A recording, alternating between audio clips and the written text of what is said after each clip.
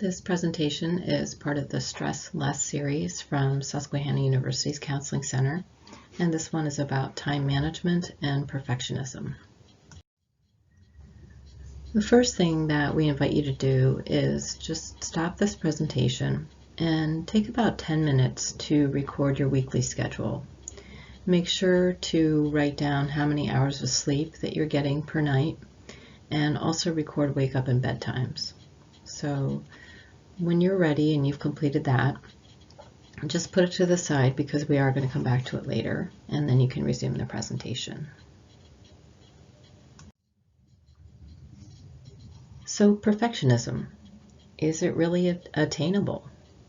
As you can see from the scale, perfectionists tend to think of excellence as not quite good enough because it's not perfect. So being perfect is something that doesn't even exist. It's just way off the charts.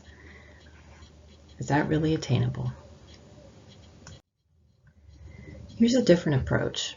You don't have to give 100% in everything you do. Success is about giving 100% in the things that matter to you and giving 20% to the things that don't matter. So that's really turning this idea of giving 100% in all we do right on its head. And the thing that is so lovely about this approach is it gives us the freedom to enjoy various activities at 20% effort. That could be clubs, various extracurriculars, and it gives us the reserves to be able to give 100% where and when appropriate. So this way we have the energy to really dig in and get to work whenever we need to on things that really matter to us. Here's another way of reframing perfection. The middle ground between failure and perfection is good enough. And if we stop thinking in terms of being perfect and we start thinking in terms of being good enough, whether it's ourselves or our efforts, then life suddenly becomes a lot more free and a lot more enjoyable. And just some thoughts here on perfection versus excellence. Which goal looks more joyful? When we're striving for perfection, we are really setting ourselves up for failure. That becomes inevitable.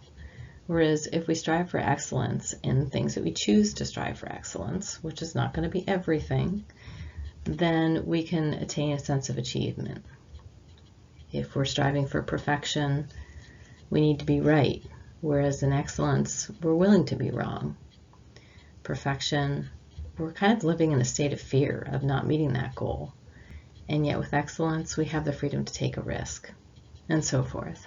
So as you look these over, just remember that you don't even have to go for excellence in everything that you do, but in the things that you do choose to seek excellence in, then remember excellence is far more joyful and freeing than perfection.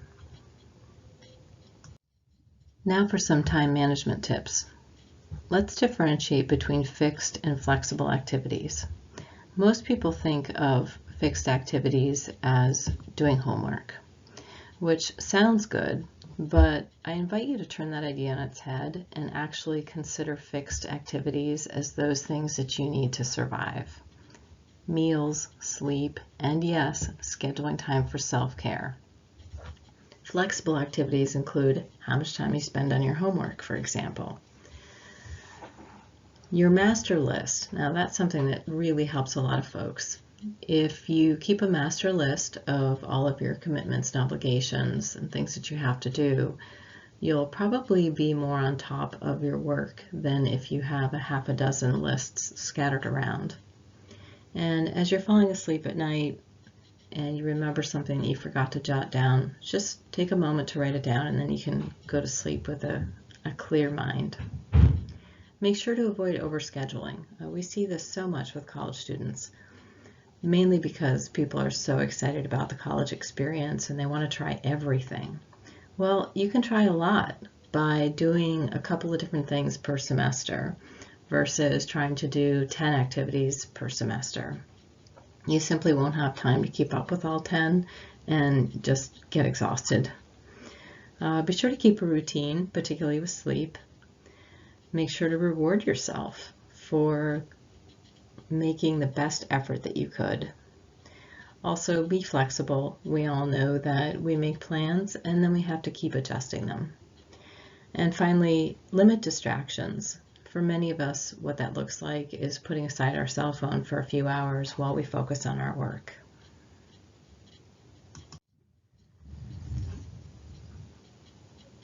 And now I invite you to create a new schedule. This time, start with fixed activities, as we just talked about, meals, sleep, and self-care. Those will be the things we want you to schedule first.